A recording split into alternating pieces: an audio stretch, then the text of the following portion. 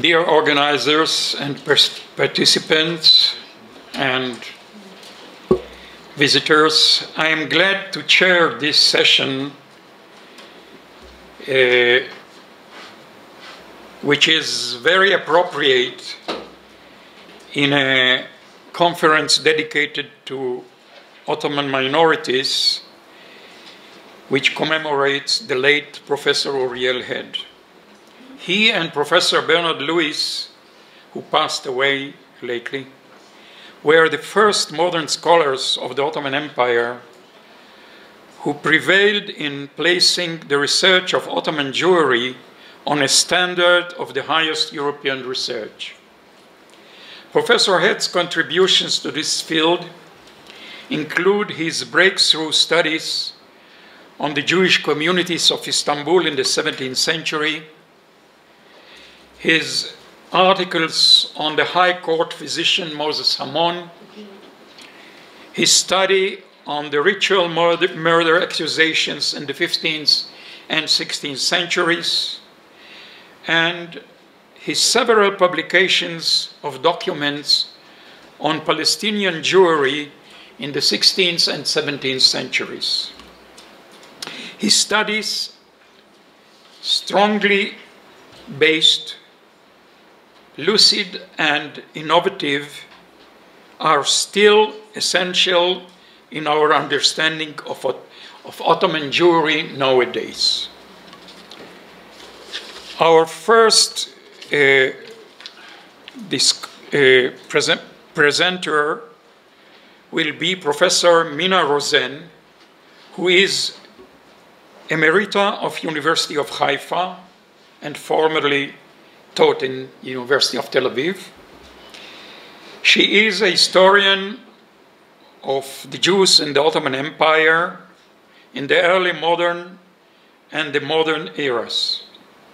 She is known for her documentation and digitization projects of the Jewish cemeteries in Turkey, which is comprised of more than 60,000 Jewish tombstones from Turkey, presently uploaded on the internet by the Goldstein-Goren Diaspora Research Center at Tel Aviv University, where she was the head from 1992 to 1997.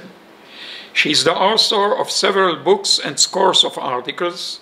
Among her last publications are A Journey Through Civilizations, Chapters in the History of Istanbul Jewry, 1453 to 1923, and a second book on the Mediterranean in the 17th century, Captives, Pirates, and Ransomers, 2016. She is presently writing a monograph on Salonican Jewry in the interwar period.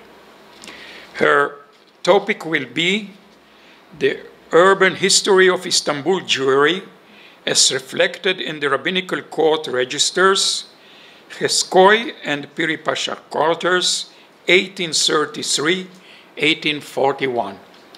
Professor Rozen, please. Good evening, everyone. Thank you for inviting me to this interesting gathering honoring the 50th anniversary of Uriel Head's, the late Uriel Head's departure from us. And the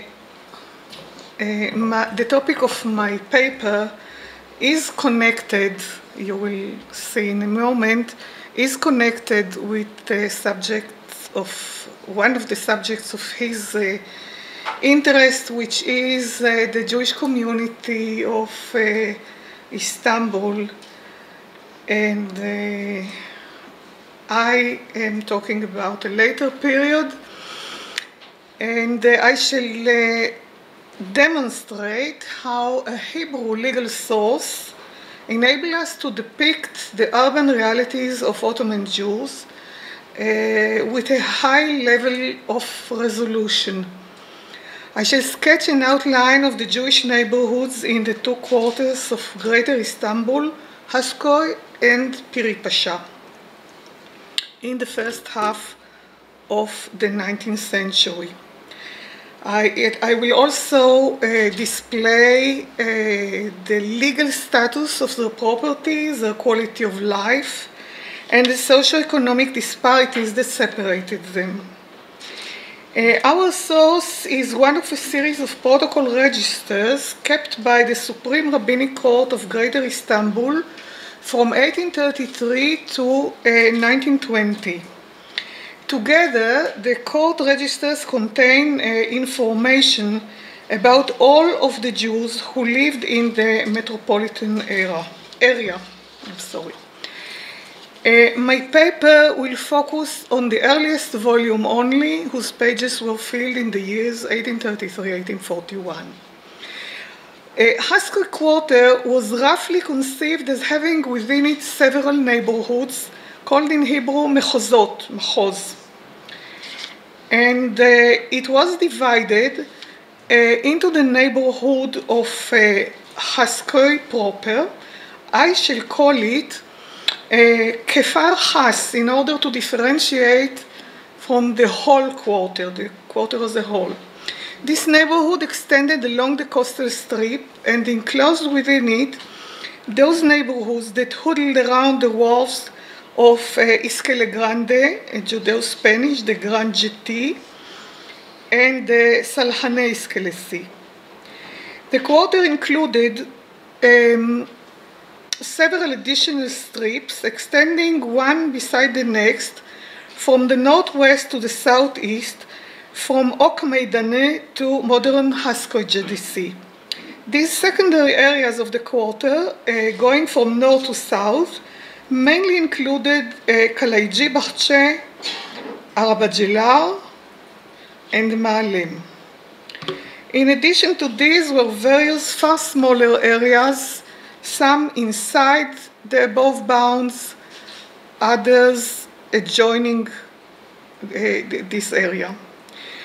Now, outside Haskell were Yeni Mahale and Piri Pasha, heading northward in the direction of the Jewish cemetery. Of 494 entries recorded in the register, a total of 155 concerned transactions and disputes revolving around real estate, and of these, only 24 discussed neighborhoods outside Haskell and Piri Pasha. The geographical distribution of the remaining 121 entries was as portrayed in the slide in front of you, perhaps. Here we are. The enormous difference between the number of entries involving Haskell and Piri Pasha and those regarding all other parts of Greater Istanbul together demands an explanation. The 1882 Ottoman census data were segmented according to areas within the city, and although this segmentation does not coincide with the quarters traditionally envisioned by the Jews of the city, the numbers are of some assistance. According to this census, the Jews of Istanbul were divided geographically as follows. Despite the weaknesses of the census as a historical source, it is clear that the area of Beolu, Pera, and Dolma Bakhche, which includes Haskoy and Piri Pasha, was home to the greatest number of Jews. Nevertheless, the disparity between it and Fatih, which includes Balat, is insufficient to justify the disparity between the number of legal deliberations on Balat and those having to do with Haskoy and Piri Pasha in our source.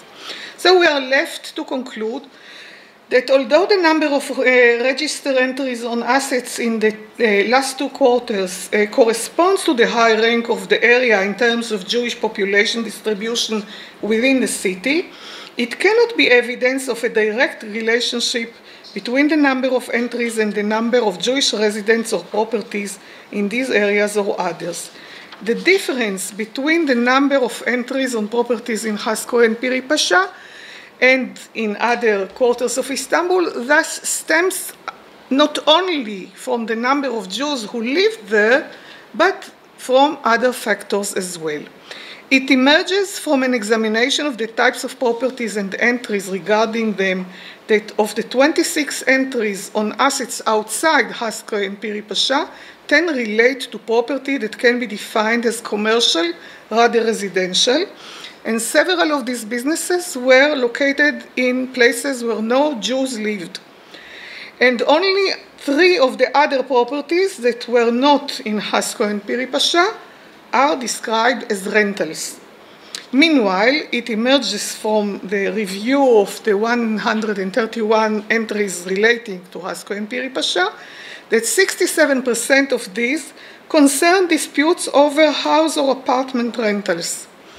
25% were about mulk properties that changed hands or gave rise to disputes on matters other than rent. The final 8% addressed gedik, commercial property, and the garden. Now, a comparison between the neighborhoods of Hasko and Piri Pasha and those of the rest of Istanbul brings us to 2 conclusions. First, that a Jew who had possession of an immovable asset outside these 2 quarters was not very quick to sell it or to rent it out. Second, most residents of quarters of Hasko and Piri Pasha lacked the means to purchase an apartment or house and thus rented homes. Rental is a condition that naturally produces numerous disputes between tenants and landlords, and this is probably the source of the great disparity between the number of entries focused on Hasko and Piri Pasha and those of the other parts of Istanbul. On the other hand, the abundance of cases from these 2 quarters provides a good indication on the distribution of the Jews within them. It also indicates the Jews in these 2 quarters were of, as I mentioned, of lesser socioeconomic status than those in the other quarters of Istanbul, the capital. Almost all rental transactions for the years mentioned were linked to lawsuits in which landlords sought to evict their tenants, and in almost all the cases, the landlords entertained the prospect of extending the rental on the condition that a higher rate of rent would be paid. In approximately 76% of eviction cases, the cause was the landlord's desire to raise the rent and not complaints about the tenant's behavior. And this percentage speaks to bitter competition for places to call home. 33 of the assets to which the entries relate were designated mulk. However, it cannot be said with certainty that the others were not.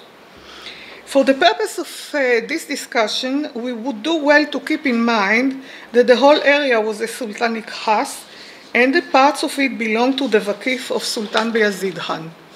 Thus, even if a property was nominally considered mulk, it belonged to its owners only in that they held primary rights to what was in fact the Sultan's or the Vakif's property. In the case of the Vakif, the nominal owner of the rights to the property was in reality renting it from the Vakif. And the Vakif had legally given him only possession of the property and not the asset as such. And this legal reality is illustrated in several cases in which it is stated very clearly that transfer of rights from one Jew to another was registered in the Vakif's ledgers. The Vakif could regain its full hold of such property if it remained mahlul, that is, with no legal holders making use of it. Rental rates in the various neighborhoods of Hasko and Piri Pasha were not uniform. Most structures had 2 or 3 levels, and it is evident from a survey of prices in all the neighborhoods that as the floor of an apartment rose, its rent did the same. The reason is clear. The upper floors were safer and less exposed to the sounds and smells of the street. Nevertheless, there were differences between the different neighborhoods. If you study carefully Table 2 in the paper sent to you, pages I think 27 to 30, I'm not sure, the bottom line is that with exception of Abasho de la Calle, Yenizadeh, and Piri Pasha, whose overall monthly average is 31.5 gurush, rental rates varied widely in all other neighborhoods, which means that poor and wealthy lived in them side by side. To give these rental levels more concrete meaning, it is worthwhile to note that a comfortable subsistence level per capita in these years was estimated at 25 grosz per month. In other words, if the average monthly rent in all of Hasko and Piri Pasha was about 25.8 grosz, it comprised something like 21% of subsistence expenditure for a well-off family of 5, but far more for a family of average or low means.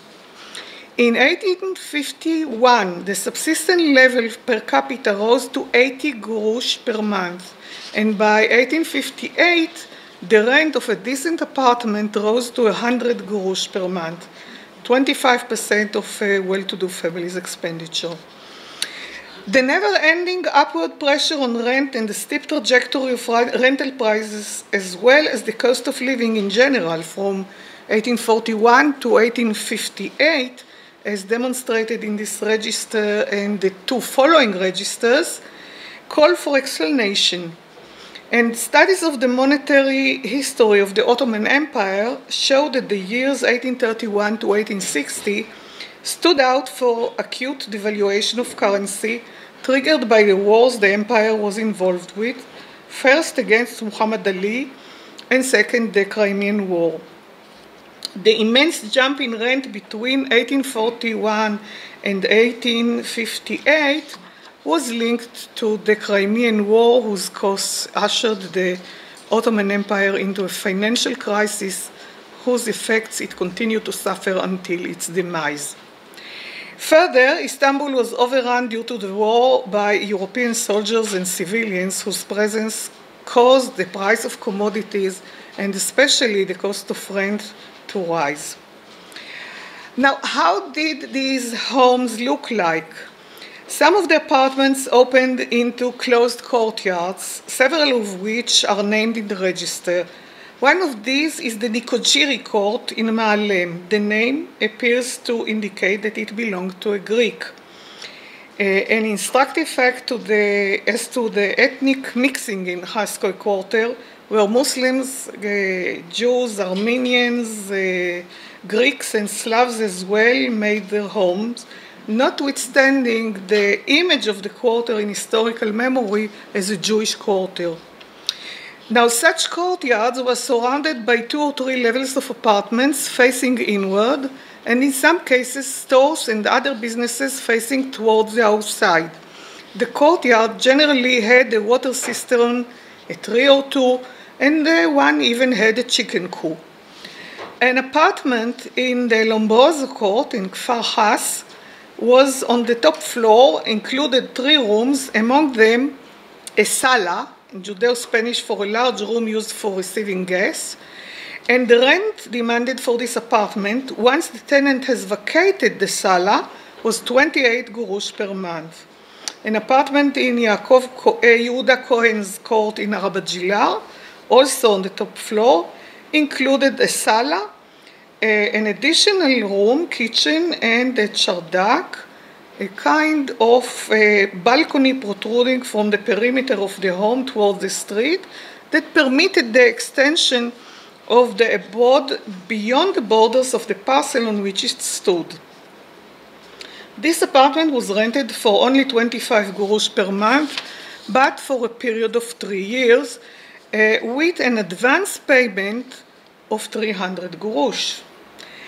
In addition, there were also 2 and mainly 3-story apartment buildings lining the streets. Almost all the houses were built of wood.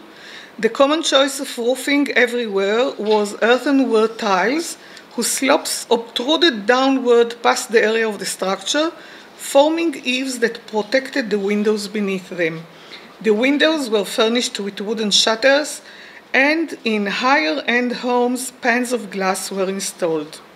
On the main streets, Tariq Am, the first floor typically served as a store or workshop, places where individuals seeking to rent homes were forced to compete with artisans working in their homes were considered inferior locations.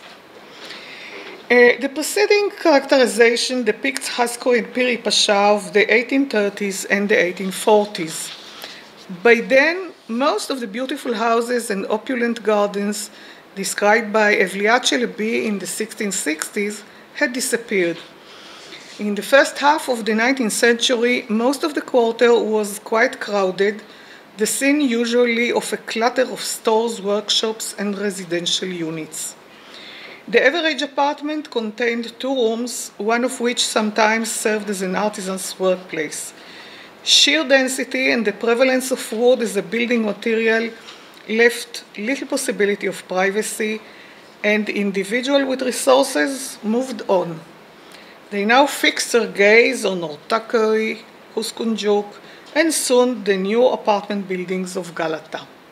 Thank you.